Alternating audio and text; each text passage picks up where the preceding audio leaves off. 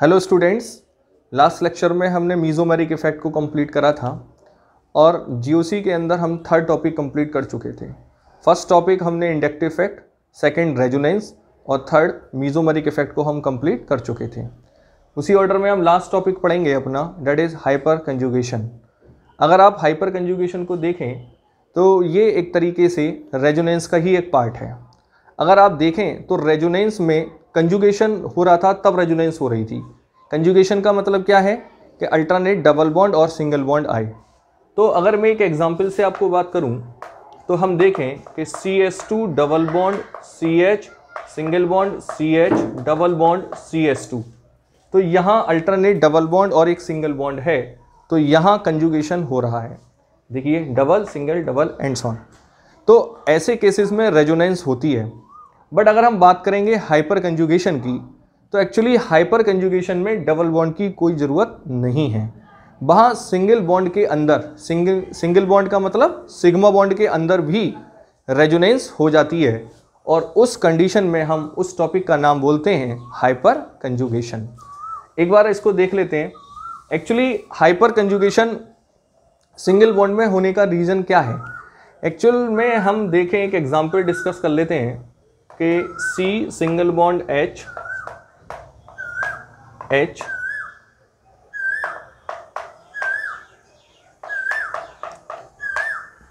तो अगर आप देखें यहाँ सिग्मा बॉन्ड है, यहाँ सिग्मा बॉन्ड है, यहाँ सिग्मा बॉन्ड है, तो तीनों जगह सिग्मा बॉन्ड है। ये बॉन्ड रेजोनेंस में पार्टिसिपेट करती है। अगर ओवरऑल मैं आपसे बात करूं तो हाइपर कंजुगेशन में होता क्या है।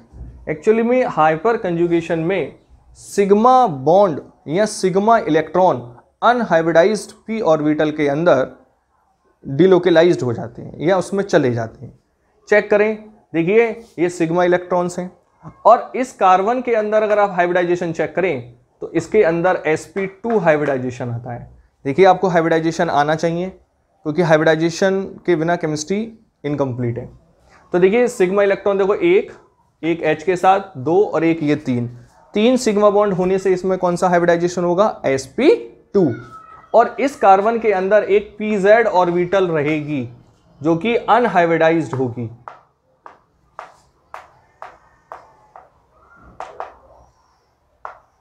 That is pure p orbital होगी, और उस प्योर p ऑर्बिटल के अंदर ये सिग्मा इलेक्ट्रॉन क्या हो जाएंगे, ट्रांसफर हो जाएंगे या ओवरलैप्स कर जाएंगे, और इस फिनोमिना को हम क्या बोलते हैं बताओ, हाइपर कंजुगेशन। आओ अब मैं इसकी थ्योरी प्रॉपर वे में लिख देता हूं। एक बार आप इसको थ्योरी प्रॉपर वे में लिख देते हैं। आओ चेक करते हैं क्या प्रॉपर थ्योरी है। तो देखो यहाँ लिखा है the bonding electron of C bond H। C bond H मतलब sigma bond slightly overlap with unhybridised p orbital. मैंने आपको अभी बोला था कि जो सिग्मा बॉन्ड के इलेक्ट्रॉन हैं वो अनहाइब्रिडाइज्ड p ऑर्बिटल के अंदर क्या हो जाएंगे बताओ, ओवरलैप हो जाएंगे। Due to which some of electron density shift in a p orbital, this effect is known as hyperconjugation. ठीक है, अब हम ये चेक करना चाहते हैं कि ये हाइपर कंजुगेशन कहाँ कहाँ अप्लाई होता है। तो मैं बताना चाहता हूँ, इट अप्लाई ऑन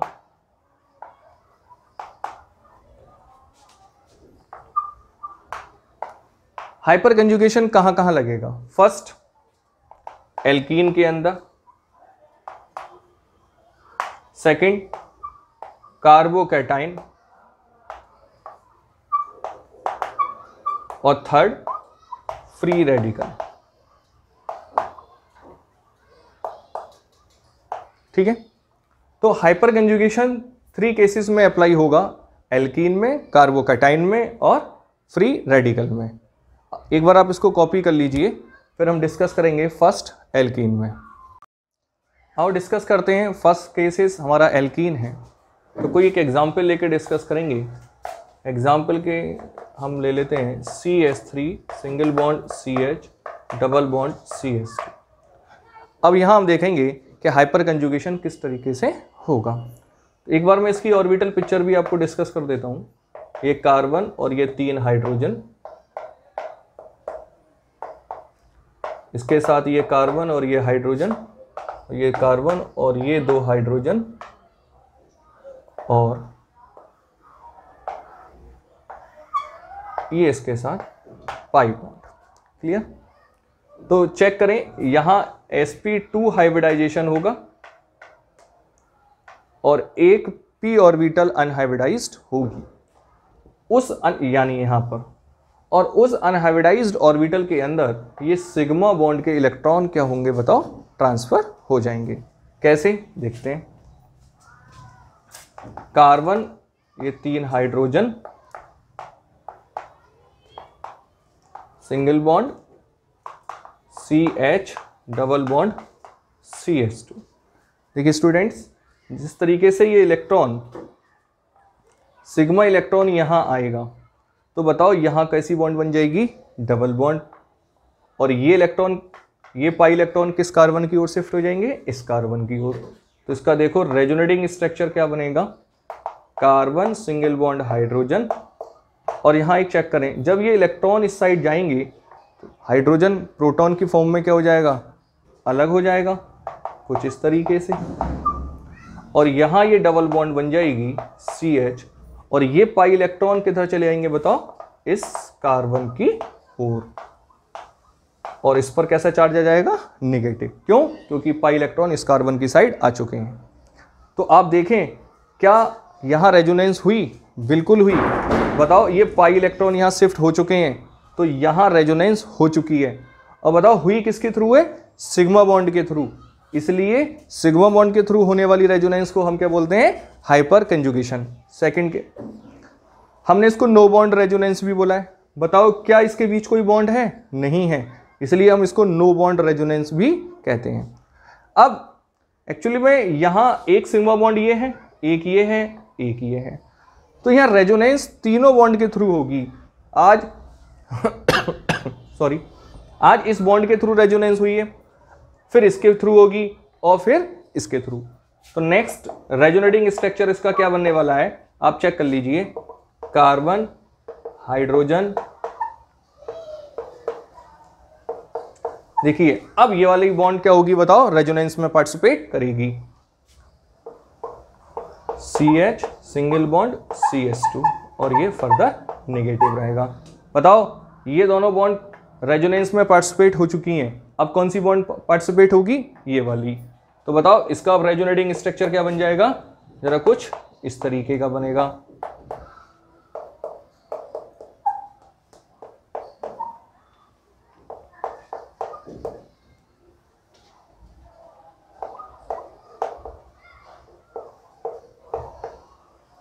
क्लियर? तो आप देखें यहां 1 2 3 4 कितने रेजोनेटिंग स्ट्रक्चर बन गए? 3। 1 2 3, इसको भी लगा लें तो कितने हो जाते हैं? Total 4।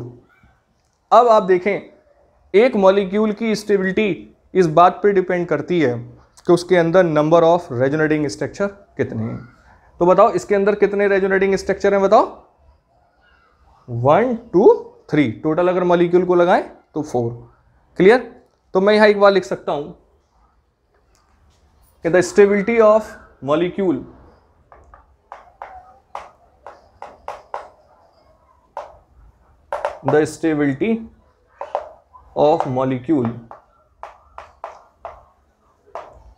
are depends on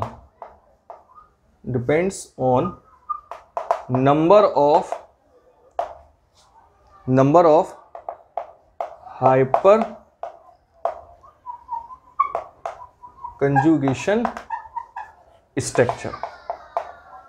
clear? कि कितने हाइपर कंजुगेशन स्ट्रक्चर बने उस मॉलिक्यूल की स्टेबिलिटी इस बात पर डिपेंड करेगी। More hyper conjugation structure, more stability. अब मुझे ये बात देखनी है कि number of hyper conjugation structure किस बात पर डिपेंड करते हैं। एक बार आप इसको कॉपी कर लीजिए। हेलो, अभी हमने देखा कि एक मॉलिक्यूल की स्टेबिलिटी इस बात पर डिपेंड कर रही है कि उसके नंबर ऑफ रेजोनेटिंग स्ट्रक्चर कितने हैं, या ऐसे बोलें कि उसके number of hyper conjugation structure कितने बनेंगे। तो अभी हमने एक एग्जाम्पल लिया था, एक बार आप उसको दोबारा देख लो।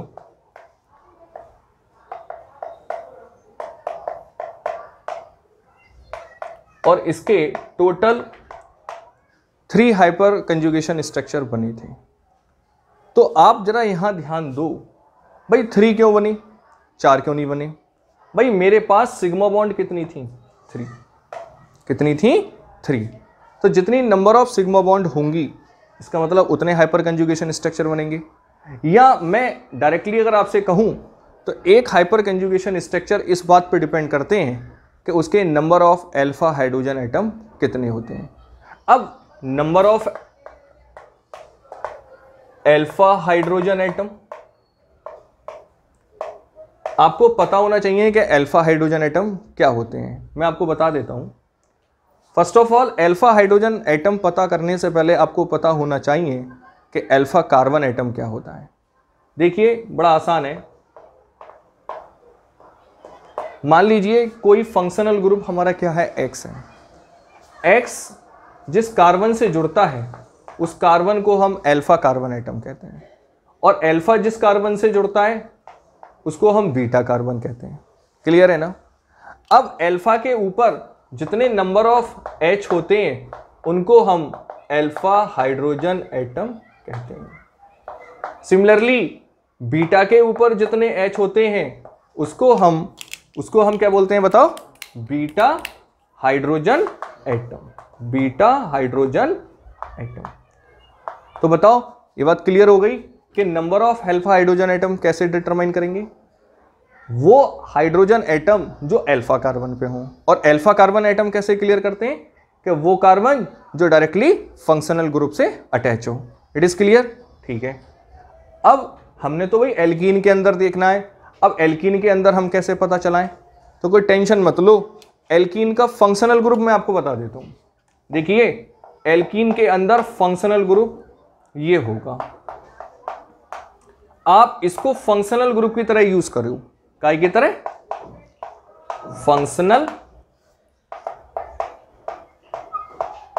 फंक्शनल ग्रुप की तरह आप इसको यूज करिए। ये एल्कीन का फंक्शनल ग्रुप होगा। अब आप चेक करिए, बताओ ये तो एल्कीन का फंक्शनल ग्रुप हो गया, क्लियर। अब बताओ ये फंक्शनल ग्रुप हो गया, ये कौन से कार्बन से अटैच है, इस कार्बन से। इसका मतलब ये कौन सा कार्बन हो गया, अल्फा कार्बन। तो बताओ अल्फा कार्बन पर कितने हाइड्रोजन है, 3। इसलिए यहां पर टोटल अल्फा हाइड्रोजन एटम कितने हो गए, 3।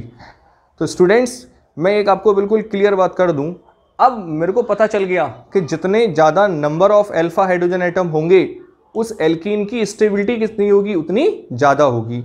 तो ओवरऑल मैं आपको एक बात बता देता हूं कि द स्टेबिलिटी ऑफ एल्कीन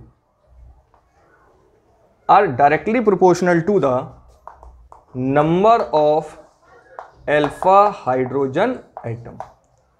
अगर आपको किसी भी एल्कीन की स्टेबिलिटी चेक करनी है बाय द हाइपर कंजुगेशन, तो आप सीधे उसमें क्या देखिए, number of alpha hydrogen atom.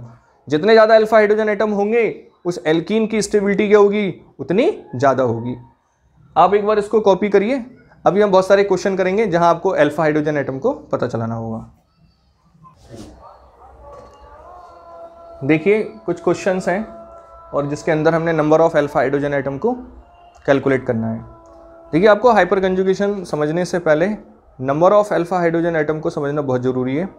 अगर आपको अल्फा हाइड्रोजन एटम निकालना आ गया तो फिर इसमें कुछ नहीं है, ख़त्म है। तो देखिए आप यहाँ देखिए, देखो अभी मैंने आपको बताया कि एल्कीन में हम फंक्शनल ग्रुप ये मानते हैं। अब इसका मतलब यही नहीं है कि यहीं से ही जुड़ने वाला कार्बन फंक्शनल ग्रुप बनाया जाएगा।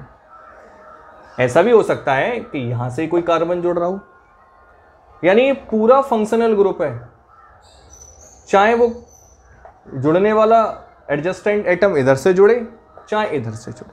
क्लियर है ना। देखते हैं इस एग्जाम्पल से, देखते हैं। देखिए यहां कार्बन होगा ये और एक कार्बन ये होगा और दोनों के बीच में डबल बॉन्ड है, इट मीन्स ये एल्कीन है। क्लियर है ना। अब इस कार्बन से बताओ एक कार्बन ये जुड़ रहा है, एक ये जुड़ रहा है, तो ये भी अल्फा हो गया और ये भी अल्फा हो गया। बताओ ये फंक्शनल ग्रुप पूरा है ना। और बताइए इस कार्बन से ये जुड़ रहा है तो उसका मतलब ये भी अल्फा और ये भी अल्फा। तो बताओ total number of alpha hydrogen कितने हो गए, 3, 3, 6, 9 और 12। Total number of alpha hydrogen atom कितने हो गए, 12। Clear. Alpha hydrogen atom. Clear? आप यहां देखिए, देखिए एल्कीन में देखो एक कार्बन ये और एल्कीन का एक कार्बन ये। अब बताओ इस कार्बन से ये कार्बन जुड़ रहा है, डेट इज अल्फा, इस कार्बन से ये जुड़ रहा है, ये भी अल्फा, और यहां देखो आप इस कार्बन से ये कार्बन जुड़ रहा है, इसका मतलब ये भी अल्फा और ये भी अल्फा। आपको पता होना चाहिए बॉन्ड लाइन स्ट्रक्चर, अगर आपको आता है तो ठीक है, वरना आप मेरी IUPAC की वीडियो देखिए, वहाँ मैंने इसको ब्रीफली डिस्कस कराया। आप यहाँ देखिए तो बताओ यहाँ जो अल्फा होगा उस पर भी ये 2 हाइड्रोजन होंगे। बताओ जो ये कार्बन जो होगा इस पर भी क्या होंगे, बताओ ये 2 हाइड्रोजन होंगे। क्लियर? और तो अब total number of alpha hydrogen आप क्लियर करें तो 3 और 3 6 7 8 9 10, टोटल अल्फा हाइड्रोजन एटम कितने हो जाएंगे बताओ? 10। कितने होंगे? 10। क्लियर? आओ यहां देखें, यहां आप चेक करो, बताओ ये कार्बन और ये कार्बन। अब कुछ बच्चे इसको भी अल्फा हाइड्रोजन एटम में काउंट करेंगे। अरे भाई ये कहां है? मैंने क्या कहा है कि एल्कीन ये हमारा फंक्शनल ग्रुप है, चाहो तो दोनों तरफ से जोड़ लो चाहे एक तरफ से। भाई ये तो खुद अपने आप में एक फंक्शनल ग्रुप है। अब इस कार्बन से ये कार्बन जुड़ा है और इस कार्बन से ये कार्बन जुड़ा है, तो बताओ यहां भी कितने? 3 होंगे और यहां भी कितने होंगे? 3, जबकि ये तो खुद फंक्शनल ग्रुप का ही कार्बन है। ठीक है ना? तो टोटल कितने अल्फा हाइड्रोजन एटम हो गए? 6। तो अल्फा हाइड्रोजन एटम कितने हो गए बताओ? टोटल 6। क्लियर? आओ इस वाले एग्जाम्पल में देखें, बताओ देखो ये कार्बन फंक्शनल ग्रुप। अब बताओ इससे कौन कौन से कार्बन जुड़ रहे हैं बताओ? इससे एक ये जुड़ रहा है, इससे एक ये जुड़ रहा है, इससे एक ये जुड़ रहा है, इससे एक ये जुड़ रहा है।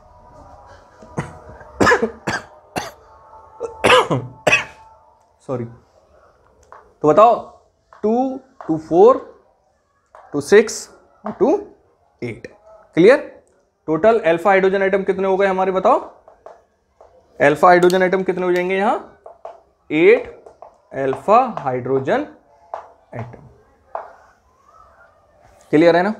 चलो अब यहां देखो आप, बताओ ये डबल बॉन्ड है। क्लियर? बताओ इससे एक कार्बन ये है और एक कार्बन ये है, ये फंक्शनल ग्रुप के दोनों कार्बन है। अब इससे जुड़ने वाले कार्बन कौन है बताओ? एक तो ये हो गया, यहां 2 H होंगे।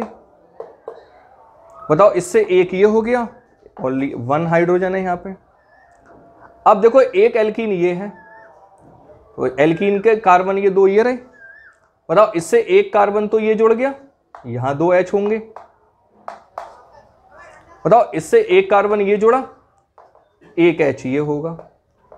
तो टोटल अगर मैं अल्फा हाइड्रोजन एटम की बात करूं या अल्फा कार्बन की बात करूं तो एक अल्फा कार्बन ये है, एक ये है, एक ये है और एक ये है। तो इन पर नंबर ऑफ हाइड्रोजन एटम को आप काउंट करिए, 1 2 3 4 5 6। टोटल अल्फा हाइड्रोजन एटम बताओ कितने हो गए? 6। क्लियर है ना? तो एक बार आप इसको कॉपी कर लीजिए, फिर आगे देखते हैं। आओ क्वेश्चन है कुछ कि comparison the stability of order. हमने कुछ क्वेश्चन है, इनकी स्टेबिलिटी का ऑर्डर हमने क्या करना है बताओ? चेक करना है। फर्स्ट क्वेश्चन, अब देखिए सारे क्वेश्चन एल्कीन के ही हैं, अब मुझे स्टेबिलिटी का ऑर्डर चेक करना है। तो अभी हमने सीखा कि किसी भी मॉलिक्यूल का मतलब किसी भी एल्कीन की स्टेबिलिटी इस बात पर डिपेंड करती है कि उसके number of hyper conjugation structure कितने बन रहे हैं। जितने ज़्यादा स्ट्रक्चर होंगे उसकी स्टेबिलिटी क्या होगी? उतनी ज़्यादा होगी। और हमने ये भी सीखा है कि stability is directly proportional to the number of alpha hydrogen atom, क्योंकि उसके जितने ज़्यादा अल्फा हाइड्रोजन एटम होंगे उसके हाइपर कंजुगेटिंग स्ट्रक्चर उतने ज़्यादा होंगे। तो सीधे अगर मैं इसमें अल्फा हाइड्रोजन एटम चेक करूं और जिसके अंदर जितने ज़्यादा अल्फा हाइड्रोजन एटम होंगे उस एल्कीन की स्टेबिलिटी उतनी ज़्यादा होगी। तो आप चेक करिए, यहाँ ये एल्कीन का फंक्शनल ग्रुप और इससे एक कार्बन ये, एक कार्बन ये, एक ये, एक ये। बताओ इस कार्बन पे 3 हाइड्रोजन, 3 यहाँ, 3 यहाँ, 3 यहाँ, टोटल कितने हो गए 12 अल्फा हाइड्रोजन एटम। यहां चेक करिए केवल 3 अल्फा कार्बन एटम है, तो बताओ 3 3 6 और 3 9, टोटल 9 अल्फा हाइड्रोजन एटम। यहां चेक करिए, बताओ यहां एल्कीन है, यहां कार्बन होगा, बताओ यहां भी कार्बन होगा, फंक्शनल ग्रुप के जुड़ने वाले कार्बन कितने हो गए 2, that is 2 alpha carbon atom, और दोनों पे 3 3 हाइड्रोजन होंगे, टोटल 6 अल्फा हाइड्रोजन एटम होंगे। और यहां देखें तो भाई यहां तो खुद फंक्शनल ग्रुप है, कोई जुड़ने वाला कार्बन ही नहीं है, इसका मतलब यहां कोई अल्फा कार्बन नहीं है, और जब अल्फा कार्बन नहीं है तो उस पर अल्फा हाइड्रोजन एटम भी नहीं होगा, 0 अल्फा हाइड्रोजन एटम। तो सिंस यहाँ 12 अल्फा हाइड्रोजन एटम होने से इसके रेजोनेटिंग स्ट्रक्चर भी क्या होंगे, सबसे ज़्यादा होंगे। तो जितना ज़्यादा अल्फा हाइड्रोजन एटम होगा उस मॉलिक्यूल की स्टेबिलिटी भी क्या होगी, उतनी ज़्यादा होगी। तो स्टेबिलिटी का ऑर्डर कुछ ये होगा। क्लियर? चलो क्वेश्चन नंबर 2 में देखें, तो इन दोनों मॉलिक्यूल में मुझे स्टेबिलिटी बतानी है कि किसकी ज़्यादा होगी। तो अभी क्लियर कर चुके हैं, केवल हमने अल्फा हाइड्रोजन एटम को चेक करना है, और जहाँ अल्फा हाइड्रोजन एटम ज़्यादा होगा उस मॉलिक्यूल की स्टेबिलिटी क्या होगी, उतनी ज़्यादा होगी। तो सिंस यहाँ एक कार्बन ये है एल्कीन का। अब इन दोनों कार्बन से जुड़ने वाले कार्बन को चेक करिए, बताओ इस कार्बन से ये कार्बन जुड़ा, इस कार्बन से ये कार्बन जुड़ा, इस कार्बन से ये जुड़ा, और इस कार्बन से ये जुड़ा। तो बताओ 2 हाइड्रोजन यहाँ होंगे, 2 यहाँ, 2 यहाँ, 2 यहाँ, टोटल कितने हो गए 8 अल्फा हाइड्रोजन एटम। क्लियर है ना? 2 2 4, 2 6 और 2 8। यहां देखें, बताओ एक कार्बन ये एल्कीन का। अब इन दोनों कार्बन से जुड़ने वाले कार्बन चेक करिए, बताओ इस कार्बन से ये और इस कार्बन से ये, बताओ 2 अल्फा हाइड्रोजन एटम यहां होंगे और एक यहां है, तो टोटल कितने हो गए बताओ 3 अल्फा हाइड्रोजन एटम। और बताओ यहां कितने थे 8, तो बताओ किसकी ज़्यादा स्टेबिलिटी होगी, इसकी, तो ये मोर स्टेबल होगा। बहुत आसान है, इसको देख लीजिए, बताओ एल्कीन का एक कार्बन ये, अब इस कार्बन से कौन सा कार्बन जुड़ रहा है, ये वाला, तो बताओ ऑलरेडी 3 बॉन्ड हैं, चौथी एक H की होगी, तो यहाँ ओनली 1 अल्फा हाइड्रोजन एटम होगा। क्लियर? अब यहां देखें आप, बताओ एक कार्बन ये है एल्कीन का, एक ये है। अब बताओ इस कार्बन से एक कार्बन तो ये जुड़ रहा है, तो 3 तो अल्फा हाइड्रोजन एटम यहां पे आ गए। और बताओ इस कार्बन से एक कार्बन ये है और एक कार्बन ये है, तो ये भी अल्फा होगा, ये भी अल्फा होगा, ये भी अल्फा कार्बन होगा। तो चेक करिए 3 और 2 5 और 2 7, टोटल 7 अल्फा हाइड्रोजन एटम होंगे। क्लियर? कितने होंगे 7, और जबकि यहां कितना था 1, तो कौन ज़्यादा स्टेबल होगा, ये वाला, तो इसकी स्टेबिलिटी का भी ऑर्डर ये हो जाएगा। सही कर लेना आप एक बार। यहां देखें, ये क्वेश्चन थोड़ा इंटरेस्टिंग है, यहां चेक करिए, देखिए एक एल्कीन ये है, एक एल्कीन ये है और एक ये है, तो ये सब एल्कीन के कार्बन है। अब आप ये देख लीजिए कि ये तो सारे कार्बन फंक्शनल ग्रुप के ही हो गए, तो इस कार्बन से एक कार्बन ये है और इस कार्बन से एक कार्बन ये है, तो इसका मतलब एक अल्फा ये हुआ और एक अल्फा ये हुआ, तो टोटल 3 और 3 6, कितने 6 अल्फा हाइड्रोजन एटम आ चुके हैं। यहां देखें तो बताओ ये सारे कार्बन काय के हैं, बताओ फंक्शनल ग्रुप के हैं, और इस फंक्शनल ग्रुप से केवल एक ही अल्फा कार्बन है, और उस पर भी कितने हाइड्रोजन है 2, तो यहाँ ओनली 2 अल्फा हाइड्रोजन एटम, और इधर कितने थे 6, तो मोर स्टेबल कौन होगा। क्लियर है? एक बार आप इसको कॉपी कर लीजिए। आओ अब हाइपर कंजुगेशन हम कार्बोकैटायन में चेक करेंगे। फर्स्ट हमने किस में चेक कर लिया था, एल्कीन के अंदर, सेकेंड हम काय में देख रहे हैं, कार्बोकैटायन। तो इसका एक एग्जाम्पल ले लेते हैं, कि CH3 सिंगल बॉन्ड CH2 और एक पॉजिटिव। कार्बन के ऊपर पॉजिटिव चार्ज आता है तो उसको हम कार्बोकैटायन बोलते हैं। तो देखिए अभी मैंने आपको डेफिनेशन भी हाइपर कंजुगेशन को डिटरमाइन करा था कि हाइपर कंजुगेशन में हमेशा sigma electron unhybridised p orbital के अंदर डीलोकलाइज्ड होते हैं या शिफ्ट हो जाते हैं। तो आप चेक करें तो यहाँ कार्बन के ये 3 हाइड्रोजन हैं और एक सिंगल बॉन्ड के साथ ये CH2 है जिस पर एक पॉजिटिव चार्ज है। तो बताओ यहाँ 3 सिग्मा बॉन्ड हैं और कार्बन के ऊपर एक पॉजिटिव चार्ज आने से उस पर एक वैकेंट ऑर्बिटल होगी और वो कौन सी होगी? PZ होगी, क्योंकि sp2 हाइब्रिडाइजेशन है। तो यहाँ क्या होगा कि जो सिग्मा इलेक्ट्रॉन है वो कार्बन के जो वैकेंट ऑर्बिटल है उसमें क्या हो जाएंगे? शिफ्ट हो जाएंगे। तो इसका कुछ रेजोनेटिंग स्ट्रक्चर हमें ये मिलने वाला है, H पॉजिटिव चार्ज, क्योंकि अपने इलेक्ट्रॉन को जब देगा तो कार्बन प्रोटॉन के फॉर्म में अलग हो जाएगा, सिंगल बॉन्ड H और यहाँ ये डबल बॉन्ड बन जाएगी और ये CH2। कार्बन का पॉजिटिव चार्ज डिसअपियर्ड हो जाएगा, क्योंकि कार्बन पर पॉजिटिव चार्ज का मीनिंग ये है कि इसको इलेक्ट्रॉन डेफिशिएंट है और जो डेफिशिएंसी थी वो इसने क्या कर दी? कंप्लीट कर दी। अब ये जरूरी नहीं है कि यही हाइड्रोजन इसमें पार्टिसिपेट करेगा, क्योंकि 3 अल्फा हाइड्रोजन एटम हैं, तीनों ही अल्फा हाइड्रोजन एटम रेजोनेंस में पार्टिसिपेट करेंगे।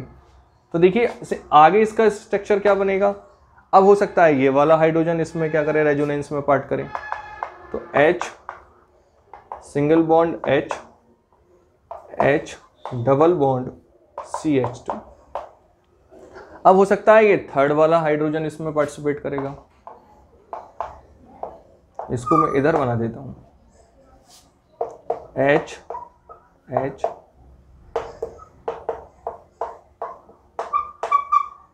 क्लियर? बड़ा आसान है। जिस तरीके से एल्कीन की स्टेबिलिटी हमने चेक करी, तो ओवरऑल अगर किसी भी मॉलिक्यूल की आप स्टेबिलिटी चेक करोगे तो वो इस बात पे डिपेंड करता है कि उसके अंदर number of hyper conjugation structure कितने हैं। और हाइपर कंजुगेशन स्ट्रक्चर किस बात पे डिपेंड करते हैं? अल्फा हाइड्रोजन एटम पर। तो अगर मैं बात करूं द स्टेबिलिटी ऑफ कार्बोकैटायन, यहाँ लिख देता हूं, थोड़ा नीचे दिखेगा नहीं, the stability of carbocation is directly proportional to the number of alpha hydrogen atom। कि उसके अंदर अल्फा हाइड्रोजन एटम कितने हैं, इस बात पर उस कार्बोकैटायन की स्टेबिलिटी डिपेंड करेगी। सिंस जितने ज़्यादा अल्फा हाइड्रोजन एटम होंगे उसका रेजोनेटिंग स्ट्रक्चर भी उतने ज़्यादा बनेंगे। एक बार इसको कॉपी कर लीजिए, कुछ क्वेश्चन करेंगे इस पर और डिस्कस करते हैं कि कार्बोकैटायन की स्टेबिलिटी का ऑर्डर क्या होगा।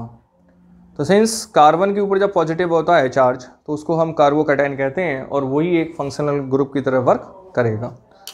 तो ज़रा एक बार आप चेक कर लीजिए कि यहाँ कार्बन के ऊपर पॉजिटिव चार्ज है तो यही फंक्शनल ग्रुप होगा और इससे जुड़ने वाले 3 कार्बन हैं, 1 2 और ये 3। तो तीनों के तीनों कार्बन अल्फा कार्बन होंगे और इन तीनों ही कार्बन पर 3 अल्फा हाइड्रोजन एटम हैं। तो टोटल अल्फा हाइड्रोजन एटम 9 हो गए। कितने हो गए? 9।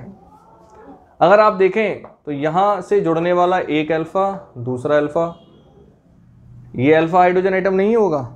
क्यों नहीं होगा? क्योंकि ये अल्फा कार्बन पर नहीं है। गलती मत कर लेना, क्योंकि हमने अल्फा कार्बन को चेक करना है। तो अल्फा कार्बन कितने? 1 2 और दोनों पर कितने हाइड्रोजन है? 3। तो टोटल कितने हो गए? 6। क्लियर? और यहाँ पर कितने होंगे? 3। क्यों? कि जुड़ने वाला कार्बन एक ही अल्फा कार्बन है और उस पर भी कितने हैं? 3। तो अभी हमने सीखा है कि स्टेबिलिटी किस बात पर डिपेंड करती है? Number of alpha hydrogen atom. तो यहाँ 9 है, यहाँ 6 है, यहाँ 3 है। तो स्टेबिलिटी का ऑर्डर कुछ ये होगा। क्लियर? सेकेंड केस देखें। देखिए ये कार्बन हमारा फंक्शनल ग्रुप होगा।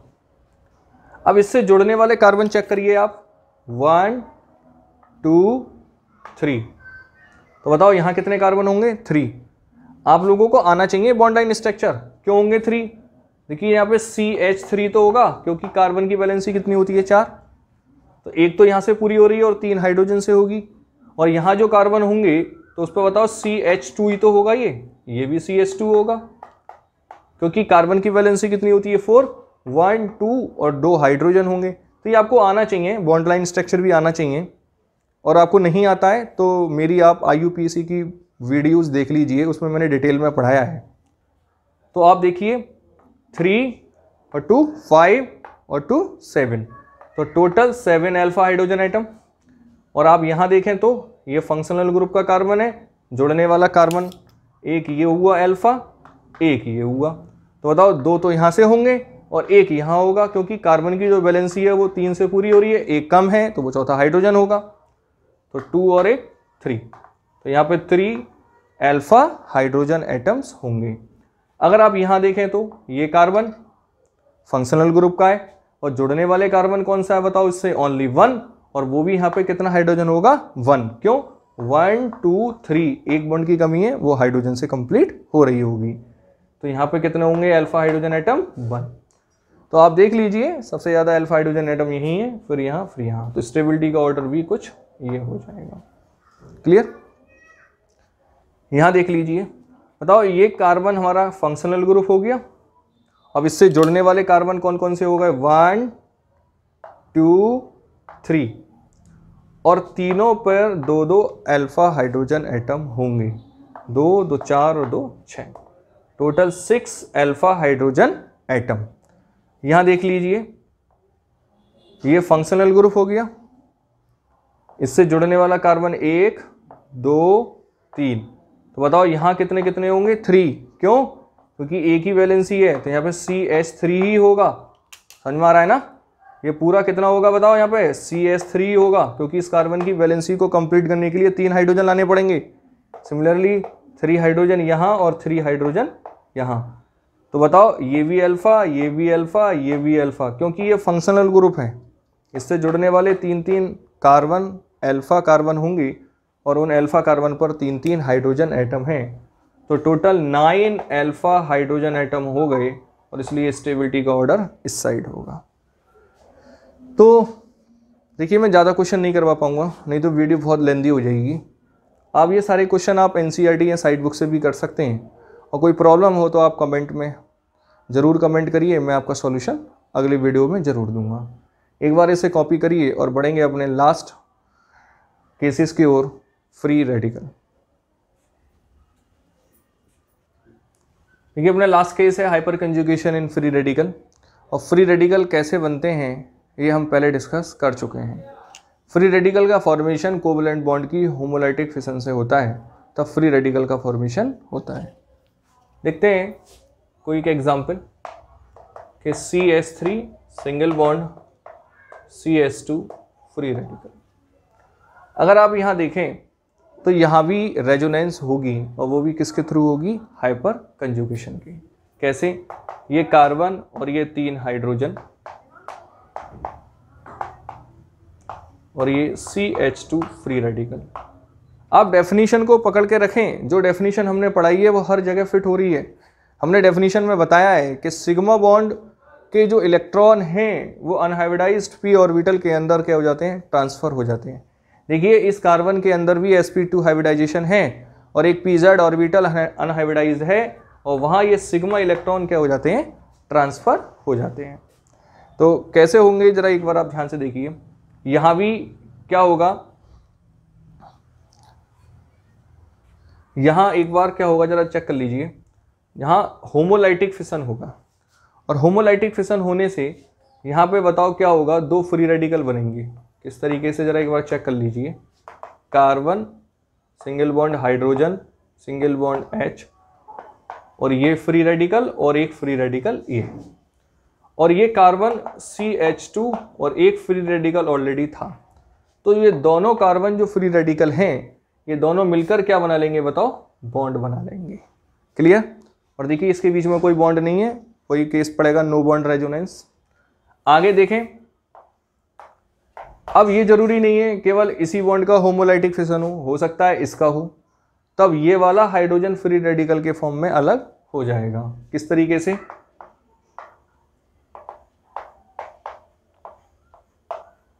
और ये CS2। और सिमिलरली हमारा ये वाला कार्बन भी का भी फ्री होमोलाइटिक फिशन होगा और ये भी रेजोनेंस में पार्टिसिपेट कर देगा।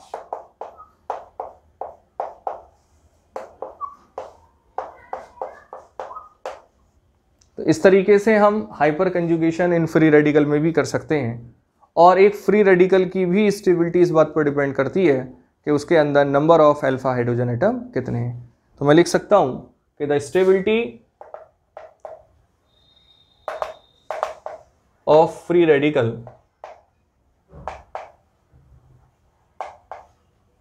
is directly proportional to the number of alpha hydrogen atom। Clear है ना? एक बार आप इसको कॉपी कर लीजिए, इस पर भी कुछ क्वेश्चन कर लेते हैं। आओ कुछ क्वेश्चन है, ज़्यादा नहीं है, 2 ही करा रहा हूँ कि फ्री रेडिकल की स्टेबिलिटी का ऑर्डर हमने चेक करना है। तो हमने चेक करने से पहले number of alpha hydrogen atom को चेक करें। बताओ ये कार्बन क्या हमारा फ्री रेडिकल है, तो ये फंक्शनल ग्रुप हो गया। अब इससे जुड़ने वाले कार्बन एक ये है, एक ये है, एक ये है। तो बताओ तीनों पर कितने अल्फा हाइड्रोजन एटम होंगे? 3 3 6 3 9। देखिए बहुत ध्यान दो, ये कार्बन ही फंक्शनल ग्रुप है और इससे जुड़ने वाले 3 कार्बन है, यानी तीनों अल्फा हैं। तो 3 3 6 3 9, टोटल 9 अल्फा हाइड्रोजन एटम। यहां चेक करें, बताओ ये कार्बन क्या हमारा फ्री रेडिकल है, इससे जुड़ने वाले कार्बन 1 और 1 2, दोनों पर कितने कितने हाइड्रोजन होंगे? 3 3, टोटल कितने होगा? 6 अल्फा हाइड्रोजन एटम। यहां आप बताओ ये खुद कार्बन क्या बताओ फ्री रेडिकल है, यानी ये फंक्शनल ग्रुप है। अब इससे कोई कार्बन तो अटैच हो नहीं रहा है। अब कार्बन अटैच होता तभी तो वो अल्फा कार्बन होता, बट यहां तो खुद ये फंक्शनल ग्रुप है, इससे कोई अनदर कार्बन अटैच नहीं है, इसलिए यहां 0 अल्फा हाइड्रोजन एटम होंगे।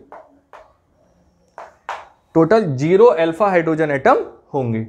तो देखिए यहां पे 9, यहां 6, यहां 0, तो स्टेबिलिटी का ऑर्डर ऑब्वियसली यही होगा। सेकंड केस देखिए, बताओ ये कार्बन क्या हमारा फ्री रेडिकल है। अब इससे जुड़ने वाले कार्बन 1 और 1 2, बताओ 2 ही कार्बन तो हो गए भाई, एक ये है और एक ये है। बताओ दोनों पर कितने कितने हाइड्रोजन होंगे? 2 2। तो बताओ टोटल अल्फा हाइड्रोजन एटम कितने हो जाएंगे? 4 अल्फा हाइड्रोजन एटम। यहां देखिए, बताओ ये कार्बन क्या फ्री रेडिकल है, इससे एक कार्बन ये, एक ये। तो बताओ एक तो हाइड्रोजन यहां होगा और यहां कितने होंगे? बताओ 2 होंगे। तो टोटल कितने हो गए? 3 अल्फा हाइड्रोजन एटम। तो बताओ इसकी स्टेबिलिटी का ऑर्डर क्या होगा? यहाँ 4, यहाँ 3, कुछ ये होगा। क्लियर है ना? तो इसके और भी एग्जाम्पल आप एनसीईआरटी से करें या साइट बुक से करें। फिलहाल ये 2 एग्जाम्पल हैं, आप इनको कॉपी कर लीजिए और फिर देखते हैं टाइप्स ऑफ हाइपर कंजुगेशन। बात करते हैं अब हाइपर कंजुगेशन की टाइप्स की। Like inductive effect, resonance and mesomeric effect, hyper conjugation also 2 types.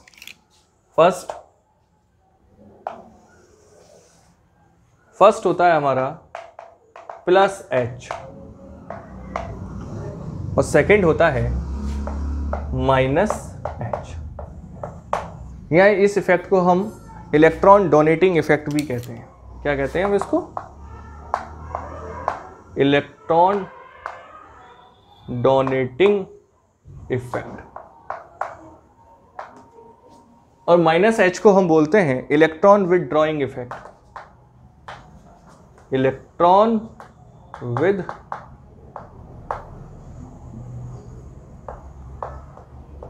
Drawing effect. Clear? तो अब फर्स्ट इफेक्ट को हम डिस्कस करते हैं, that is +H। +H effect मतलब इलेक्ट्रॉन डोनेटिंग, जो इलेक्ट्रॉन को क्या करे? डोनेट करे। इसका बहुत सिंपल सा एग्जाम्पल है,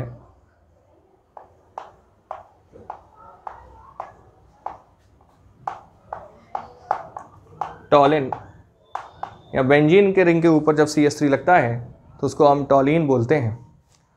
अब जरा आप यहां देखें, देखिए double bond separated by single bond और यहाँ भी सिंगल बॉन्ड है, तो ये एल्कीन का ही केस बन गया। तो आप यहाँ देखें तो ये सिग्मा इलेक्ट्रॉन इधर शिफ्ट होंगे। भाई देखिए सिग्मा इलेक्ट्रॉन कहाँ शिफ्ट होंगे, इस कार्बन की साइड। यहाँ कैसी बॉन्ड आ जाएगी, डबल, और ये पाई इलेक्ट्रॉन किधर आ जाएंगे, इस कार्बन की ओर। तो क्या बनेगा रेजोनेटिंग स्ट्रक्चर, जरा ध्यान से देखें।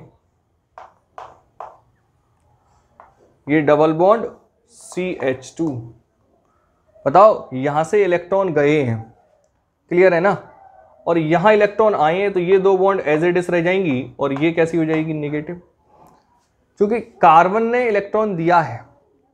और ध्यान से देखें, यहां से इलेक्ट्रॉन गया है और ये H किस फॉर्म में अलग हो जाएगा बताओ, प्रोटॉन के फॉर्म में। अब जरा देखें यहां रेजोनेंस का स्ट्रक्चर बनेगा, देखिए double bond separated by single bond, lone pair of electron.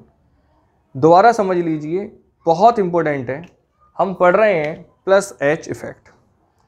Plus H effect में हम क्या मीनिंग है कि इलेक्ट्रॉन डोनेटिंग इफेक्ट, इलेक्ट्रॉन को डोनेट करना। तो देखिए जैसे ये H यानी सिग्मा इलेक्ट्रॉन, ये सिग्मा बॉन्ड है, जैसे ही सिग्मा बॉन्ड के इलेक्ट्रॉन इस साइड जाएंगे, कैसे जाएंगे, जब H प्रोटॉन की फॉर्म में अलग हो जाएगा, हाइपर कंजुगेशन है, अभी हम लोगों ने पढ़ा है। तो बताओ यहाँ कैसी बॉन्ड हो जाएगी, डबल, बट ये पाई इलेक्ट्रॉन क्या हो जाएंगे, इस कार्बन की ओर शिफ्ट होंगे और यहाँ कैसा चार्ज आ जाएगा, नेगेटिव। अब आप देखिए आगे क्या होने वाला है, आगे तो रेजोनेंस होने वाली है। कैसे होने वाली है जरा देख लो कि भाई double bond separated by single bond, lone pair of electron. Second case है, रेजोनेंस वाली वीडियो देखें तो ये सेकंड केस में मैंने आपको पढ़ाया है, और वही ट्रिक है मेरी, थर्ड प्लेस पे ले आइए, 1 2 3, और ये CH2 और ये प्रोटॉन के फॉर्म में अलग रहेगा। फिर क्या होगा, थर्ड प्लेस पे फिर जाएगा और ये CH2। तो आप देखें कि जो बेंजीन रिंग के ऊपर ग्रुप लग रहा था, उसने रिंग को क्या करा है बताओ, इलेक्ट्रॉन को डोनेट करा है। तो बताओ यहाँ CH3 ग्रुप कैसा काम कर रहा है बताओ, इलेक्ट्रॉन डोनेटिंग की तरह, और हो किसके थ्रू रहा है बताओ, हाइपर कंजुगेशन के लिए। तो इसलिए इस इफेक्ट को हमने क्या बोला, प्लस H इफेक्ट, ठीक है ना। अब एक बार आप इसको कॉपी कर लीजिए, फिर मैं कुछ क्वेश्चन करता हूं। आओ ये दो क्वेश्चन है और हमने यहाँ स्टेबिलिटी का और जरा ऑर्डर चेक करना है कि कौन सा मॉलिक्यूल सबसे ज़्यादा स्टेबल होगा। जरा आप फर्स्ट केस देखिए, ये डबल बॉन्ड है और डबल बॉन्ड के ये दो कार्बन हैं, यानी ये फंक्शनल ग्रुप हो गया, और इस फंक्शनल ग्रुप से ये कार्बन जुड़ा हुआ है, डेट इज अल्फा। देखिए वही केस यहाँ पे है, ये भी अल्फा, वही केस यहाँ है, ये भी अल्फा। अब मुझे ये देखना है कि number of alpha hydrogen atom कहाँ ज़्यादा है। तो देखिए यहाँ कितने हैं, 1 2 3, तो यहाँ 3 अल्फा हाइड्रोजन एटम।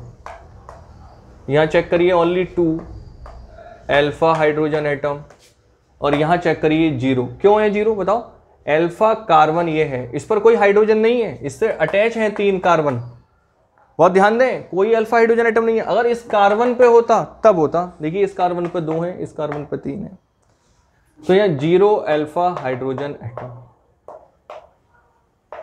तो ऑब्वियसली आप ऑर्डर अरेंज कर सकते हैं, ऑर्डर कुछ ये होगा, क्लियर।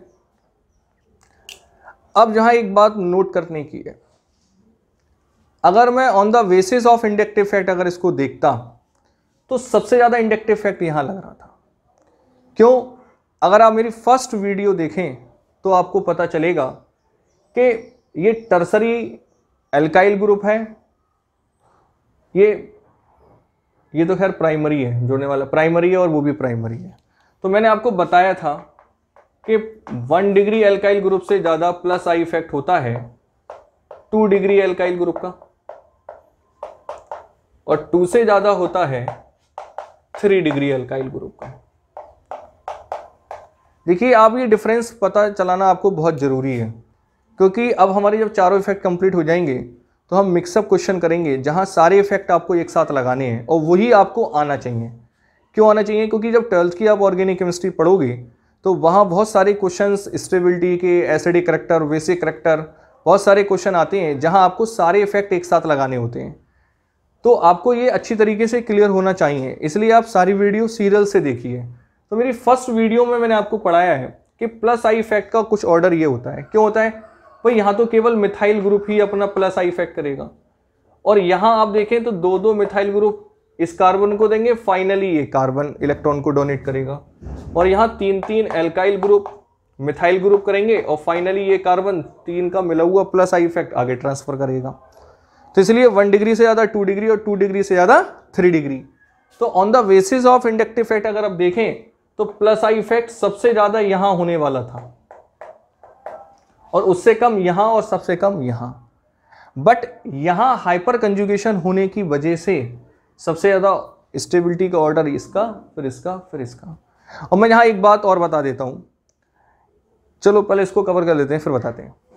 अब जरा यहाँ देखें तो देखें यहाँ हाइड्रोजन है, और हाइड्रोजन के यहाँ दो आइसोटोप्स हैं, डेट इज ड्यूटेरियम और ट्राइटेनियम। क्लियर? तो यहाँ भी आप एक बात ध्यान दें, ये भी बात मैंने आपको फर्स्ट वीडियो में बताया है कि आपको प्लस आई इफेक्ट का जो ऑर्डर बताया था,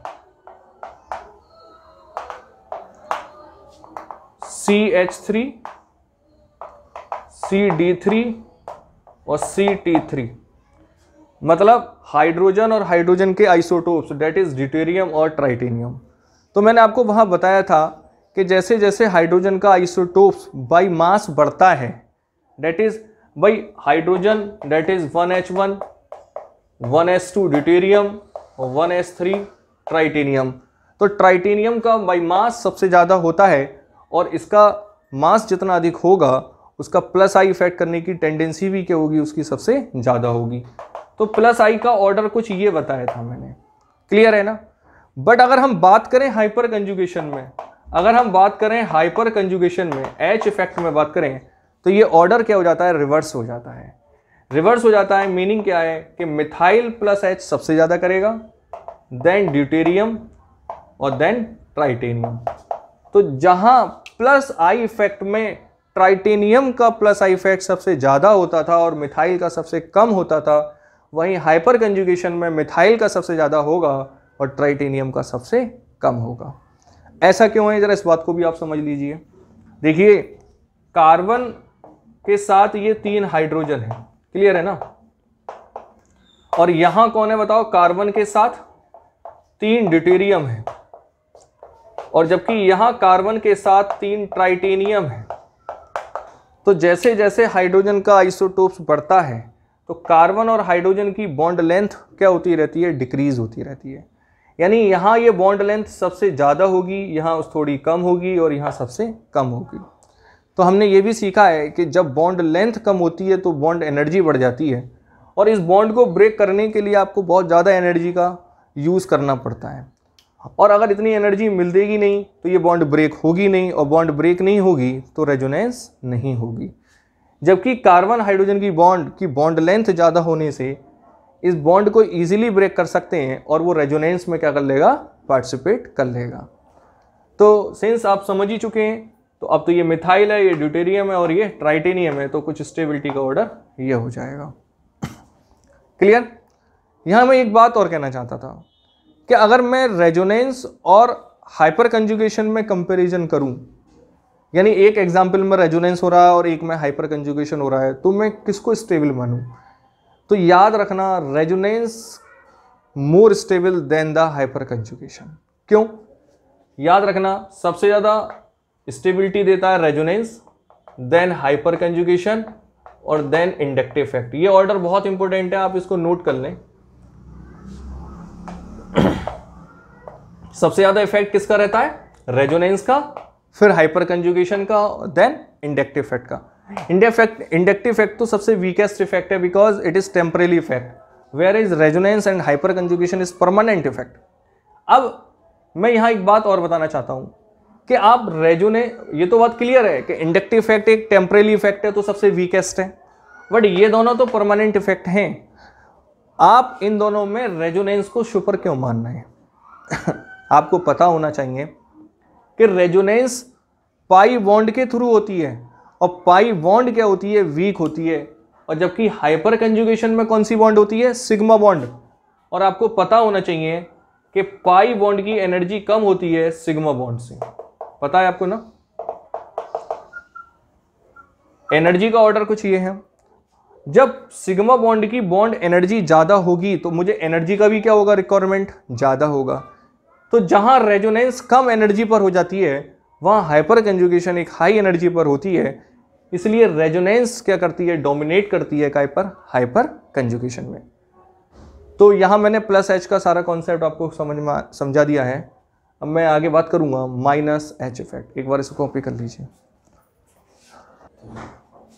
अब बात करते हैं माइनस एच इफेक्ट। तो कुछ एग्जाम्पल से बात करेंगे और एग्जाम्पल हम यहां लिख लेते हैं।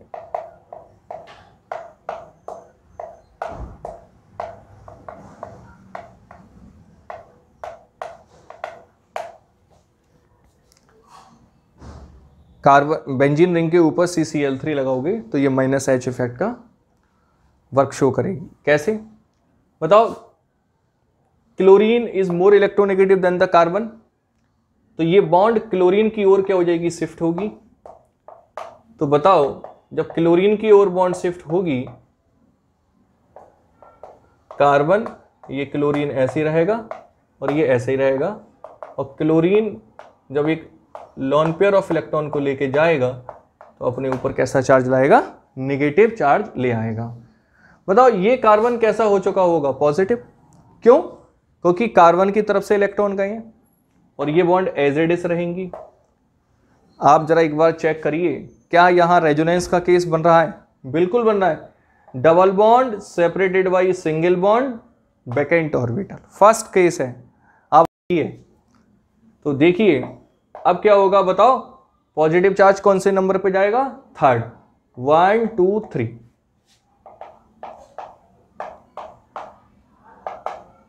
और जहां से पॉजिटिव चार्ज जाता है वहां डबल बॉन्ड बन जाती है, सीखा है हम लोगों ने। और ये क्लोरीन नेगेटिव हो जाएगा। पूरा लॉन पेयर ऑफ इलेक्ट्रॉन ही दिखा रहा हूं, आप लगा लेना।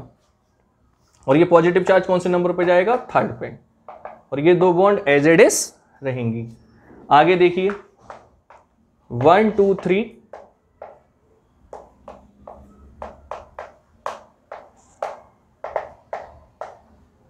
ये क्लोरीन एज इट इज रहेगा और ये नेगेटिव चार्ज। बताओ अब कहां जाएगा, बताओ 1 2 3।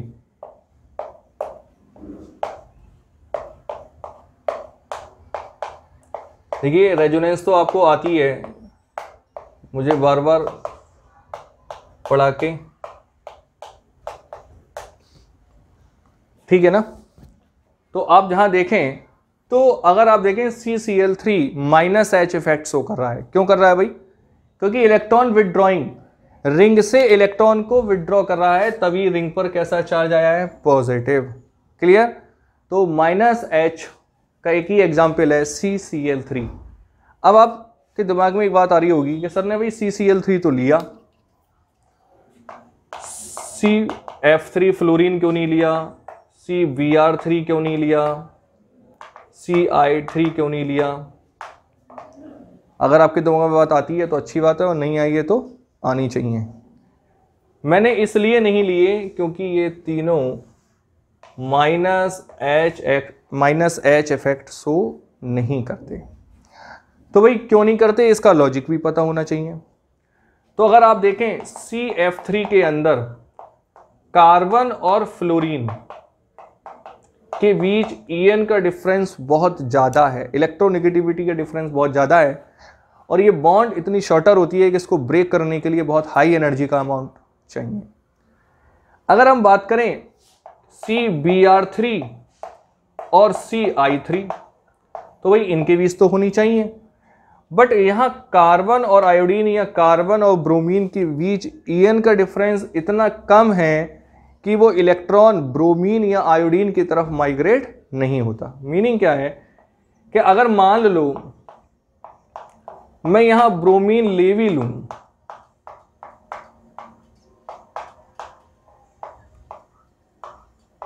तो तो ये सिग्मा इलेक्ट्रॉन को ब्रोमीन ब्रेक नहीं कर पाएगा, क्योंकि कार्बन और ब्रोमीन की इलेक्ट्रॉन नेगेटिविटी का डिफरेंस वेरी नेग्लिजिबल है। तो जब ये इलेक्ट्रॉन इधर माइग्रेट नहीं होंगे तो क्या रेजोनेंस होगी? नहीं हो सकती। तो ओनली एंड ओनली केवल CCl3 ही एक ऐसा एग्जाम्पल है जो -H शो करता है। तो स्टूडेंट्स, मैंने यहाँ पर हाइपर कंजुगेशन को कंप्लीटली पूरा कर दिया है। अब यहाँ पर कोई भी ऐसा टॉपिक नहीं है GOC के अंदर जो मैंने आपको कवर ना करा हो। हालांकि मैंने इसमें चारों इफेक्ट को अच्छी तरीके से कवर किया है, और होने को तो ये GOC बहुत आगे भी जा सकती है, बट मैं इसको आगे लेना नहीं चाहता हूँ। अब हम नेक्स्ट वीडियो में मिलेंगे आपसे एक नए चैप्टर के साथ, 12th की ऑर्गेनिक केमिस्ट्री के साथ। Thank you and have a nice day.